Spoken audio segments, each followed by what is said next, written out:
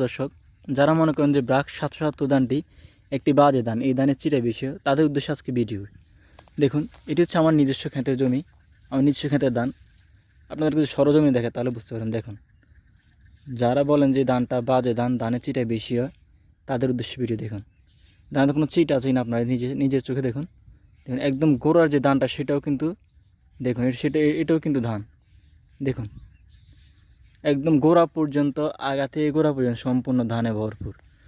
আপনারা অনেকেই বলেন যে এই ধানটা নাকি চিটা বেশি হয়, ধানটা চড়া ছোট হয়। আপনারা দেখুন,